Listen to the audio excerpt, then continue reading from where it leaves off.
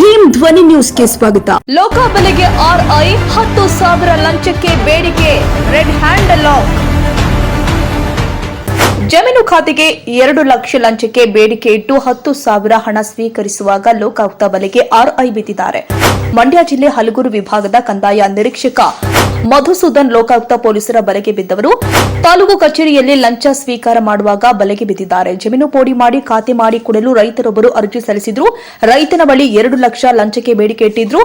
ಮುಂಗಡ 10,000 ಲಂಚ ಪಡೆಯುವಾಗ ಲೋಕಾಯುಕ್ತ ಬಲೆಗೆ ಬಿದ್ದಿದ್ದಾರೆ. ಲೋಕಾಯುಕ್ತ ಇನ್ಸ್ಪೆಕ್ಟರ್ ರವಿಕುಮಾರ್ ನೇತೃತ್ವದಲ್ಲಿ ಕಾರ್ಯಾಚರಣೆ ಜರುಗಿದೆ. ಲಂಚ ಪಡಿತಾ ಇದ್ದ RI ವಶಕ್ಕೆ ಪಡೆದು ನ್ಯಾಯಾಂಗ ಬಂಧನಕ್ಕೆ ಒಪ್ಪಿಸಲಾಗಿದೆ. ಮೊನ್ನೆಯಷ್ಟೇ ಲಂಚ ಪಡಿತಾ ಇದ್ದ ASI ಬಂಧಿಸಿದ್ದ ಲೋಕಾಯುಕ್ತ ಪೊಲೀಸರಿಗೆ ಇಂದು RI ಸಿಲುಕಿದ್ದಾರೆ.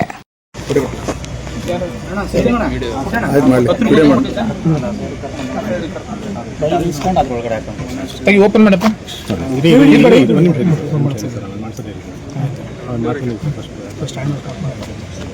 ಕೈಲಿ ಇಸ್ಕೊಂಡ ಸರ್ ಕೈಲಿ ಇಸ್ಕೊಂಡು